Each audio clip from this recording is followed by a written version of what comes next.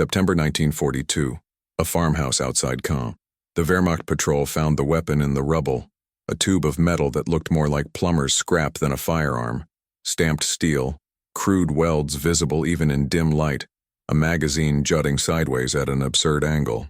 The Unteroffizier picked it up with something between disgust and disbelief. This was British engineering? This was what the empire that once ruled half the world was sending its soldiers to fight with? He squeezed the trigger experimentally. Nothing. The magazine was empty, but the action felt loose, imprecise. Nothing like the machined perfection of a German MP40. One of his men laughed, suggested they leave it for scrap metal collection. They photographed it instead, sent it back to intelligence with a report that dripped with contempt. Here was proof, they believed, that Britain had exhausted itself, that the once great nation was reduced to arming soldiers with what looked like products of a prison workshop. What they could not see, what would take 3 years of brutal combat to understand, was that they were holding not evidence of British desperation, but of British genius, a weapon that cost almost nothing to make and could be manufactured by the millions, while Germany's superior guns remained too expensive, too complex, and ultimately too rare. The Sten emerged from calculations that had nothing to do with elegance. After Dunkirk, Britain counted its remaining small arms: 300,000 rifles, fewer than 100,000 submachine guns, and production capacity stretched so thin that equipping the Home Guard meant raiding museums for Boer War relics. The mathematics were brutal and simple. The Thompson submachine gun, American, reliable, beloved by troops, cost $50 per unit and required 150 hours of machining time. Britain needed weapons in the hundreds of thousands. It needed them in months, not years. And it could not afford $50 per gun multiplied by the numbers necessary to arm an empire at war. Major Reginald Shepherd and Harold Turpin at the Royal Small Arms Factory Enfield received specifications that read like a joke. Design a submachine gun that costs less than $3 to manufacture. Use only materials available in unlimited quantity. Make it simple enough that any machine shop in Britain can produce components without specialized tools. Achieve all this while maintaining reliability sufficient for combat. The timeline: 8 weeks. What emerged looked exactly like what it was. A weapon designed by engineers who had abandoned every consideration except function and cost. Stamped steel tubing for the receiver. A simple bolt machined from solid steel bar. A barrel that could be produced on any lathe. No wooden furniture except the stock. Metal and more metal. Crude welds instead of precise fittings. A magazine housing that stuck out sideways because that configuration was simplest to manufacture. The prototype cost $250 and could be assembled by semi-skilled workers in 5 hours. German intelligence officers examining early captured examples wrote reports that oscillated between mockery and puzzlement. The Sten violated every principle of German small arms design. German submachine guns were precision instruments. The MP40 featured machined components, careful tolerances, a folding stock that demonstrated sophisticated engineering. The Sten looked like something produced in a guerrilla workshop. One intelligence assessment concluded, British small arms production has collapsed. They are now issuing what amount to homemade weapons of desperation quality. What the reports missed, what German thinking could not accommodate, was that Britain had made a deliberate choice. The Germans were building Mauser rifles and MP40s, excellent weapons that took skilled labor and expensive materials. The British were building Stens, crude weapons that any country workshop could stamp out by the thousands. In the arithmetic of total war, crude weapons in abundance beat excellent weapons in scarcity. The first combat reports confused German expectations.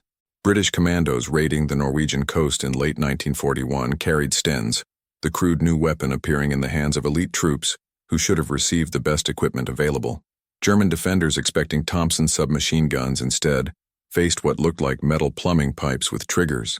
The psychological impact cut both ways. British commandos felt embarrassed by the ugly weapon. German defenders felt insulted that the British thought such crude tools sufficient. Then the Stens started firing. 9mm parabellum rounds at 550 rounds per minute. The same ammunition German forces used. The same rate of fire as an MP40. In the narrow confines of a coastal bunker or ship's passageway, the Sten killed with exactly the same efficiency as weapons costing 10 times as much. The commandos discovered something liberating. The weapon was so cheap that losing one meant nothing. Drop it while climbing? Leave it behind during extraction? The Sten was disposable in ways no previous military firearm had ever been. German soldiers retrieving Stens from battlefields sent them back to unit armorers with requests for evaluation. Could these weapons be used by Wehrmacht troops? The 9mm ammunition compatibility seemed promising. Captured Stens could theoretically supplement German submachine guns. But the armorers' reports revealed a troubling pattern. The Stens functioned, yes, but they required constant attention. The crude machining meant parts wore quickly. The simple blowback action meant they sometimes fired when dropped. The magazine, that sideways jutting magazine, was prone to feeding problems if damaged or dirty. Most damningly, the weapons lacked any safety mechanism worth the name. A Sten with a round chambered was a Sten ready to fire accidentally. Wehrmacht ordnance officers recommended against issuing captured Stens to German troops, except in emergency circumstances. The weapons were classified as enemy equipment, unreliable, suitable only for partisan use. That last phrase, partisan use, would prove more prophetic than anyone intended. The Sten's crudeness, its disposability, its ease of manufacture using basic tools, made it perfect for exactly the kind of warfare German forces increasingly faced. Resistance movements, guerrilla actions, underground armies that needed weapons they could make or steal rather than purchase. By mid-1942, German intelligence was tracking Sten production numbers with growing alarm. The British were manufacturing them at a rate of 20,000 per week. At that pace, Britain would arm more troops in a year than Germany could in 5. The mathematics had shifted. German superiority in individual weapon quality was being buried under British superiority in quantity. The Sten's true impact revealed itself not in Britain, but in occupied Europe. Resistance movements across France, Poland, Denmark, Holland, and Norway faced an impossible equation. They needed weapons, but had no factories, no supply lines, no way to purchase arms on any meaningful scale. The traditional solution, stealing German weapons, worked only in tiny numbers and made ammunition supply nearly impossible. Then RAF bombers began dropping Stens by the thousands. Each weapon arrived in a simple wooden crate with a basic instruction sheet. No complex manual required because the weapon had nothing complex about it. Resistance fighters could learn to field strip and reassemble a Sten in 15 minutes. More critically, any competent machinist could manufacture additional Stens using the dropped weapon as a template. Danish resistance workshops produced thousands of copies using plans distributed on a single sheet of paper. Polish underground factories in Warsaw manufactured Sten variants with minor modifications, using tools rescued from demolished machine shops. German occupation forces discovered they were facing an enemy that could not be disarmed. Raid a resistance safe house and seize their Sten stockpile. Within weeks, more Stens appeared, either dropped by the RAF or manufactured locally. Capture a resistance fighter with a Sten. The loss was tactical, not strategic, because Stens cost so little that losing one meant nothing. Most frustratingly, the Stens used 9mm parabellum ammunition, which meant every German ammunition depot, every supply truck, every dead German soldier became a potential ammunition source for the resistance. The Wehrmacht had faced insurgencies before, in Yugoslavia, in the Soviet partisan zones, but those insurgencies struggled with weapons supply. Soviet partisans used whatever they could capture. Yugoslav resistance relied on Italian equipment seized from defeated divisions. The Western European resistance, armed with Stens, faced no such limitations. The British could airdrop weapons faster than the Germans could confiscate them. Underground workshops could replace losses faster than the Gestapo could find and destroy the workshops. Intelligence reports from occupied territories began documenting a new phenomenon. Resistance attacks were increasing in frequency, while decreasing in sophistication. Groups that once hoarded weapons for major operations now spent Stens freely, knowing replacements would arrive. The crude British submachine gun had democratized insurgency, reducing the barrier to armed resistance from, how do we get weapons, to, how do we use the weapons dropping from the sky every week? German security forces were not just fighting partisans. They were fighting British industrial capacity, translated into 9mm automatic fire. The psychological impact on German forces in occupied territories proved as significant as the tactical implications. Soldiers understand hierarchies of threat. A sniper with a precision rifle is more dangerous than a conscript with a worn-out carbine, but the Sten violated these hierarchies. It was crude, ugly, cheap, Yet in the hands of a resistance fighter waiting in an alley, it killed German soldiers with the same finality as the finest weapon ever made. Wehrmacht troops began developing a specific dread of the Sten, not because it was deadly, many weapons were deadly, but because it was everywhere. Unlike Soviet PPSH submachine guns or American Thompsons, which appeared in finite numbers tied to military units, the Sten seemed to multiply spontaneously. Clear a sector of resistance activity, confiscate all weapons found. Within 2 weeks, Stens would reappear as if generated from the civilian population itself. Soldiers wrote in letters home about the British tube gun that breeds like rats. The crude appearance became part of the weapon's psychological warfare.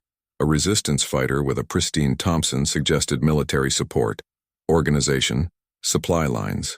A resistance fighter with a battered Sten suggested something more frightening, that armed resistance required so few resources that anyone, anywhere, could acquire or build the weapons necessary. The Sten democratized violence in ways that made occupation forces deeply uncomfortable.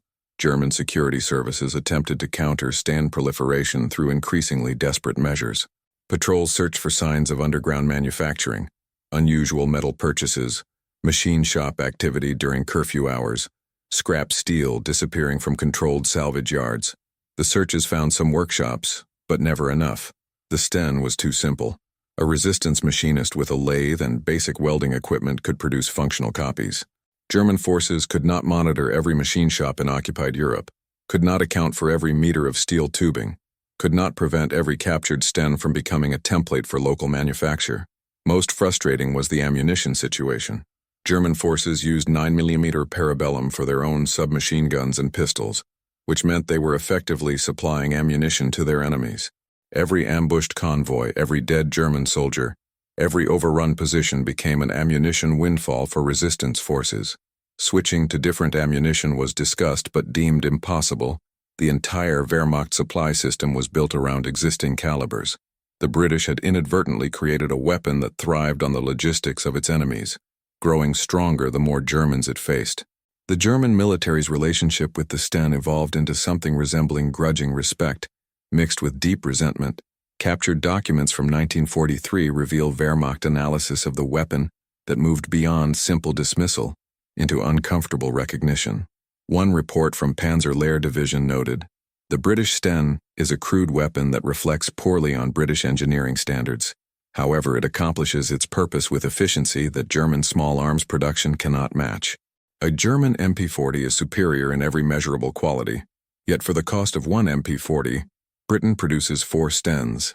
In mathematics of attrition warfare, 4 crude weapons defeat 1 excellent weapon. German ordnance bureaus attempted to respond with simplified designs of their own.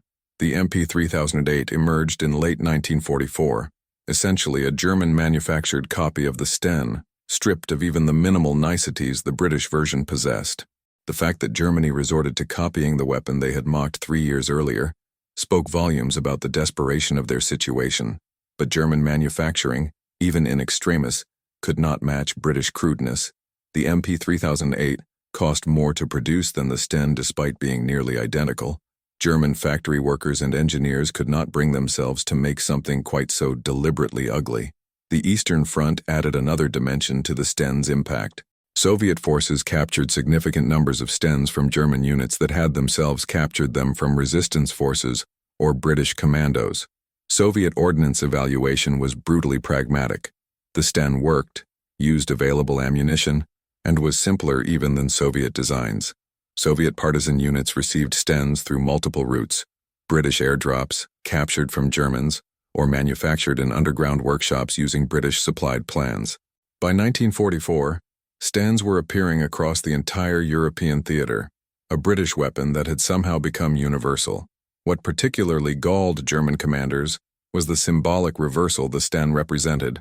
For a century, German engineering had been synonymous with quality, precision, and superiority. British manufacturing had been industrial scale but respectable. Now Britain was flooding Europe with weapons that looked like hardware store plumbing, and those crude weapons were arming insurgencies that tied down German divisions, disrupted supply lines, and made occupation increasingly untenable.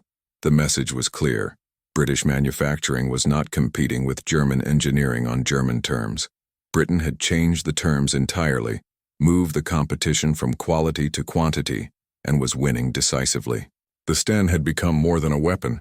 It was an industrial warfare philosophy made tangible, and that philosophy was killing German soldiers while costing British taxpayers less than a decent meal. Normandy, June 1944. The hedgerow fighting that bogged down Allied advances also revealed the Sten's peculiar virtues in close combat.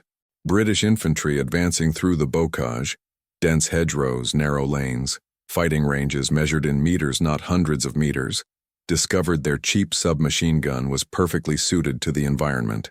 The Sten's light weight meant soldiers could carry it during long advances through muddy fields.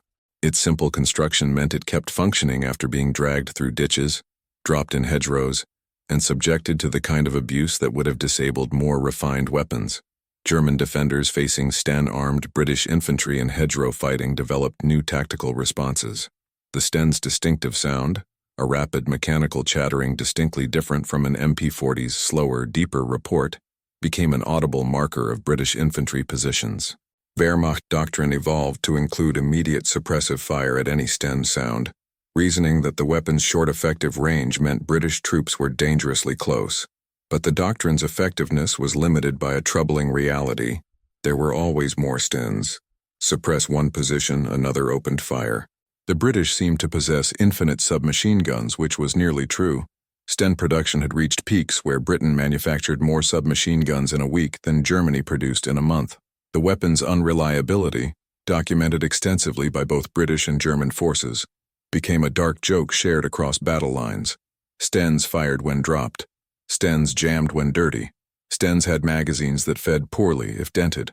British soldiers swapped stories of Stens that went fully automatic without trigger contact, emptying entire magazines into the ground. German soldiers collected similar stories from captured weapons. Yet somehow the unreliability mattered less in practice than in theory. When a Sten jammed, the British soldier cleared it and kept fighting. When a Sten broke, it was replaced immediately from unit supply. The weapon's disposability meant individual failures were irrelevant. German after-action reports from Normandy fighting began including a particular phrase, extensive Sten fire. The phrase appeared in reports of both successful and failed operations, becoming shorthand for a type of combat German forces increasingly dreaded. Close-range, high-intensity firefights where British infantry could expend ammunition freely because resupply was never in doubt. The Sten had made suppressive fire affordable at squad level, democratizing tactics previously reserved for support weapons. German soldiers facing this found themselves outgunned not by superior weapons, but by superior abundance. The Sten's impact on special operations particularly infuriated German security services. The weapon became the standard arm for virtually every Allied special operations force operating in occupied Europe: British SOE agents, American OSS operatives, Free French commandos, even Soviet NKVD teams operating behind German lines. The reasoning was coldly practical. If captured, a Sten revealed nothing about Allied technological capabilities because it had no capabilities to reveal. It was cheap enough that losing weapons during operations meant nothing, and its ubiquity meant that finding a Sten at a raid site revealed nothing about who conducted the raid. British commandos, local resistance, or Soviet partisans all used identical weapons. The German security apparatus found this standardization maddeningly opaque. Traditional intelligence analysis assumed different forces used different weapons. Soviet equipment meant Soviet involvement. American weapons meant American support. The Sten scrambled this analysis. Finding Stens at a sabotage site might mean anything: British operation, resistance action, or even German agents trying to implicate the British.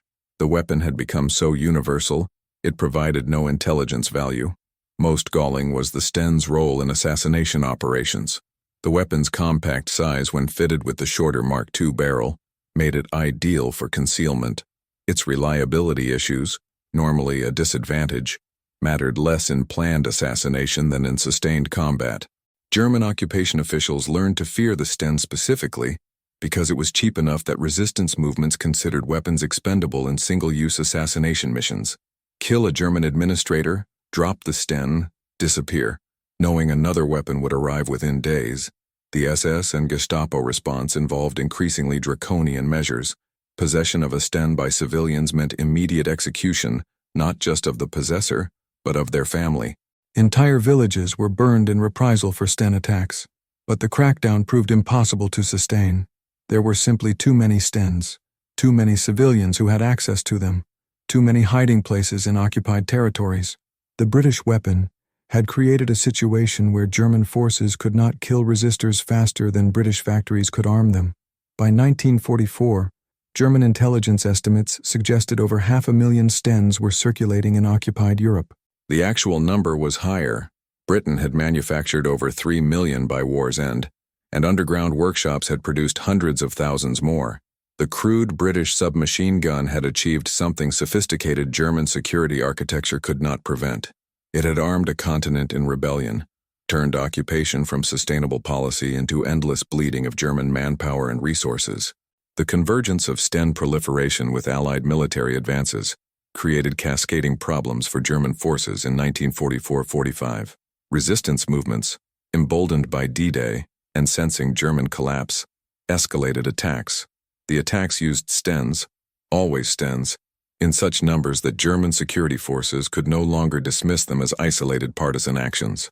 French resistance forces in Paris during the August 1944 uprising carried Stens that had been airdropped, stolen from German stockpiles, or manufactured in secret workshops. The iconic photographs of Paris liberation show resistance fighters with Stens, not because Stens were romantic or impressive, but because Stens were what the British had flooded France with. German forces retreating through France and the Low Countries encountered populations that seemed universally armed with the ugly British submachine gun. Villages that had appeared pacified suddenly produced armed resistors. Elderly men, young women, even teenagers, all carrying Stens. Wehrmacht units found themselves fighting two front wars, Allied regular forces advancing from Normandy and armed populations rising behind their lines. Both fronts used the same crude weapon, the same 9mm ammunition, the same simple tactical doctrine of overwhelming firepower at close range. What made the situation psychologically unbearable for German troops was the weapon's crudeness juxtaposed with its effectiveness. German soldiers carried Kar 98K rifles, precision instruments manufactured to exacting standards, weapons that represented the peak of bolt-action rifle development. They were being killed by resistors with stamped metal tubes that looked like they had been assembled in a basement. The contrast felt like a personal insult, that British engineers thought German soldiers could be killed with weapons that appeared to have been made from salvaged hardware. The resentment manifested in orders that bordered on desperation. German commanders instructed troops to destroy captured Stens rather than stockpile them, reasoning that even confiscated weapons could be stolen back by resistance forces. Destruction proved impractical. There were too many Stens, destroying them wasted time, and the resistance simply received or made more. Some Wehrmacht units began using captured Stens themselves despite official prohibitions, reasoning that 9mm automatic fire was useful regardless of source. This created identification problems during firefights. Whose Sten was firing, German or resistance? The confusion added another layer of frustration to an already impossible situation. By spring 1945, German intelligence had stopped tracking Sten numbers. The estimates had become meaningless. Millions of weapons circulating through military units, resistance forces, underground workshops, and civilian populations across Europe. The British submachine gun had metastasized beyond any possibility of control. The war's final months saw the Sten achieve its ultimate expression, ubiquity that bordered on universality. Allied forces advancing into Germany proper found German civilians with Stens, captured from retreating Wehrmacht units, traded from deserters, hidden away for potential resistance against occupation. The weapon had achieved something unprecedented in military history. It had become so cheap, so common, so easy to acquire, that it transcended its origins as British military equipment and became simply the submachine gun that everyone has. German forces defending the Rhine and Ruhr faced enemies all armed with Stens. British and Canadian infantry carried them. Polish units serving with the Allies carried them. French forces carried them. Resistance fighters in pockets of still-occupied territory carried them. Even some American units, having acquired Stens through various channels, carried them for close-quarters combat. The Germans were not fighting Britain. They were fighting a weapon system that Britain had injected into European warfare so thoroughly that it had become self-perpetuating. The weapon's persistence through the most chaotic phase of the war demonstrated its true genius. As supply lines collapsed, as equipment was lost and abandoned, as units found themselves cut off from regular resupply, the Sten kept functioning. British troops could find 9mm ammunition on dead German soldiers. Resistance fighters could manufacture new magazines from sheet metal. The weapon's crudeness meant that field repairs required only basic tools. Soldiers learning to maintain Stens discovered that the same simplicity they had mocked in 1941 meant survival in 1945 when sophisticated weapons failed for lack of spare parts. German soldiers captured in the war's final weeks spoke to interrogators with a particular bitterness about the Sten. They described it as emblematic of everything wrong with Germany's industrial warfare strategy. Germany had built beautiful weapons, precision instruments, engineering masterpieces, and lost to an enemy that built cheap stamped metal tubes by the millions. The comparison stung because it was accurate. German small arms were superior by every measure, except the ones that mattered in total war: cost, production speed, and availability. Oberst Friedrich Weber, captured at Remagen, summarized the sentiment in an interrogation that became famous in post-war studies. Your Sten is an ugly weapon, an insult to engineering, but you made millions of them while we were making thousands of better guns. You armed the world with ugly weapons. We armed an elite with beautiful ones. You won. The lesson is obvious, though it burns to admit it. The Battle of Berlin provided the Sten's final, grim demonstration of its utility. Soviet forces advancing through the city captured German positions defended by Volkssturm units, old men and Hitler youth, armed with whatever remained in Wehrmacht arsenals. Among the captured equipment, hundreds of Stens. The crude British weapon had traveled from English factories to French resistance, to German stockpiles, to the final desperate defenders of the Reich. The weapon's journey mirrored the war's progression from British isolation to Allied triumph. German civilians emerging from rubble often carried Stens, not for combat but for protection during the chaotic transition from Nazi rule to occupation.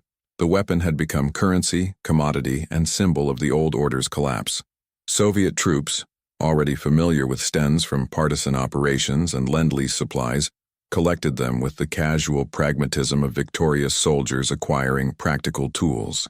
The British weapon had achieved a kind of immortality through sheer abundance. Long after the war ended, Stens would continue circulating through black markets, insurgencies, and conflicts for decades. British forces entering German territory in the war's final days documented a peculiar phenomenon. German military depots contained Stens in numbers, suggesting they had been not merely captured, but stockpiled. Wehrmacht logistics had been quietly incorporating the British weapon into supply chains, distributing it to units that lacked sufficient MP-40s or other submachine guns. The official prohibition on using enemy equipment had collapsed under the weight of practical necessity. When your soldiers needed automatic weapons and your factories could no longer provide them, you issued what you had, even if what you had was the crude British tube gun your propaganda had mocked 3 years earlier. The desperation this revealed cut deeper than tactical defeat. German soldiers using Stens were soldiers using the enemy's cast-offs, weapons so cheap the British could afford to lose them in quantities that allowed German forces to equip themselves from captured stocks. It was the material equivalent of eating enemy rations because your own supply system had failed. The symbolic weight crushed what little remained of Wehrmacht morale. In Berlin's final defense, both sides used Stens. Soviet infantry carried them. German defenders used captured examples. The weapon that had begun as a symbol of British desperation had become universal language of close-quarters combat, crude, effective, and absolutely indifferent to ideology, nationality, or engineering aesthetics. In the ruins of Hitler's capital, the Sten's universality felt like judgment. The war had been lost to enemies who valued function over form, quantity over quality, and practical efficiency over engineering pride.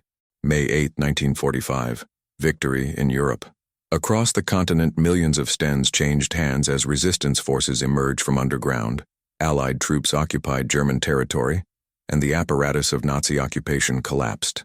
The weapons story should have ended there, a wartime expedient, crude product of desperate circumstances, certain to be replaced by something better once the emergency passed. But the Sten did not disappear. It had become too useful, too cheap, too perfectly adapted to the kind of warfare that continued even after Germany surrendered. Jewish resistance fighters in Palestine carried Stens against British forces in the Mandate. Communist insurgents in Greece carried Stens during the Civil War. Chinese forces in the Chinese Civil War carried Stens supplied by various sources. The weapon Britain had designed for a specific emergency proved adaptable to every emergency that followed. German veterans watching post-war conflicts unfold saw the Sten everywhere, the same ugly weapon now arming movements and causes across the globe. The weapon they had despised for its crudeness had outlasted the superior German firearms that should have made it obsolete. MP40s became collector's items, museum pieces, symbols of a defeated regime. Stens became tools, still in use decades after their design, still killing effectively despite their lack of refinement. The psychological impact of this persistence may have been the Sten's final victory over German military thinking. German doctrine had assumed that superior engineering would triumph over mass production, that quality weapons in smaller numbers would defeat crude weapons in abundance. The Sten's continued success through dozens of post-war conflicts proved this assumption catastrophically wrong. Crude weapons, produced cheaply in massive quantities, proved more influential than refined weapons produced expensively in limited numbers. German military analysts studying post-war conflicts noted the pattern with something resembling resigned acceptance. The Sten appeared in intelligence reports from Palestine, Malaya, Kenya, Cyprus, Indonesia, conflicts where sophisticated weapons were inappropriate or unavailable, but where the British submachine guns' combination of simplicity and effectiveness made it ideal. The weapon had transcended its origins, becoming not merely a British military firearm, but an instrument of insurgency, resistance, and irregular warfare worldwide. The despised tube gun had won not just the war but the peace that followed, by being exactly what it appeared to be: cheap, crude, simple, and maddeningly effective at the only thing that mattered, putting 9mm rounds downrange when needed. German engineering pride had lost to British industrial pragmatism, and the Sten was the ugly, persistent proof. April 1945, a bunker outside Magdeburg. Major Hans Klein of Wehrmacht intelligence sat with 5 captured Stens spread before him on a field table, one from 1941, pristine despite its crudeness, one from 1943, battered but functional, 3 from 1944, 45, showing various modifications and wear patterns. He had been ordered to prepare a final assessment of the British weapon for archives that might never be read, by a command structure that would cease to exist within weeks. He picked up the oldest Sten, examining welds he had mocked 3 years earlier. The weapon had over 50,000 rounds through it, according to the capture report. 50,000 rounds through a gun that cost less than a German soldier's boots. The barrel was worn, the bolt showed stress marks, but when he worked the action it still functioned. Crude, yes. Ugly, certainly. But functional after abuse that would have destroyed weapons costing 10 times as much.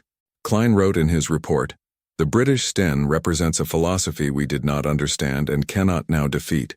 We built weapons as engineering exercises, optimizing for performance characteristics that proved irrelevant in the war we actually fought. The British built weapons as industrial products, optimizing for the only characteristics that mattered: cost and production speed. We laughed at their crude solution. They armed the world with it." He paused, considering whether to include his next thought in an official report. He wrote it anyway. The Sten's crudeness was deliberate genius disguised as desperate expedient. British engineers could have built refined submachine guns. They chose not to, because they understood something we did not. In total war, adequate weapons in infinite supply defeat superior weapons in limited supply. They traded elegance for quantity and won the war with that trade. We built MP40s that could be works of art. They built Stens that could be made in basements. History's judgment is clear. He set down his pen and looked at the 5 Stens. Somewhere outside, the sound of approaching Allied armor grew louder. Klein picked up the oldest Sten one final time, felt its weight, its balance, its crude simplicity. He had despised this weapon for 4 years. Now, at the end, he recognized it for what it was: the most successful firearms design of the war, measured by the only metric that mattered: how effectively it achieved its purpose. The British tube gun had won, and German engineering pride had lost. The lesson was simple, brutal, and complete. The Sten survived the war by decades, appearing in conflicts through the 1970s and beyond. It armed the Israeli Haganah, Malayan communists, Kenyan independence fighters, and dozens of other movements that found the British weapons' combination of simplicity and effectiveness ideal for their needs. Conservative estimates suggest over 4 million Stens were manufactured during the war years, with underground workshops producing perhaps another million copies. The weapon Britain designed as a desperate expedient became one of the most widely distributed firearms in history. German veterans who survived the war wrote about the Sten in memoirs and interviews with a complex mixture of contempt and reluctant admiration. They despised its crudeness, its ugly appearance, its association with partisan warfare they considered dishonorable, but they acknowledged its effectiveness, its ubiquity, and most painfully, what it represented about industrial warfare's evolution. The Sten was proof that engineering excellence could be defeated by manufacturing efficiency, that quality could lose to quantity, that German superiority in craftsmanship meant nothing against British superiority in industrial pragmatism. The weapon's legacy extended beyond its direct combat impact. Post-war small arms design shifted decisively toward the Sten's philosophy: stamped steel, simple construction, designs optimized for mass production rather than refined performance. The AK-47, designed 3 years after war's end, embodied Sten principles perfected: crude but effective, simple but reliable, cheap enough to arm the world. Soviet designers admitted studying captured Stens, learning lessons about simplification and manufacturing efficiency. The ugly British tube gun had changed not just one war but the future of small arms design. 80 years later, museum Stens sit beside MP40s in display cases, the crude beside the refined, the pragmatic beside the elegant. Visitors often gravitate toward the German weapon, appreciating its machined precision and sophisticated engineering. The Sten looks exactly as unimpressive as it did in 1941, but the display notes tell the story. Britain made 4 million Stens, Germany made 1 million MP40s. Britain armed resistance movements across Europe. Germany could barely arm its own troops by war's end. The British won with cheap ugliness what the Germans lost with expensive beauty. The Germans despised the Sten because it proved them wrong about everything they believed regarding warfare, engineering, and industrial strategy. And it went on proving them wrong for 3 decades after their defeat. Crude, ugly, simple, and absolutely victorious in the arithmetic of modern war.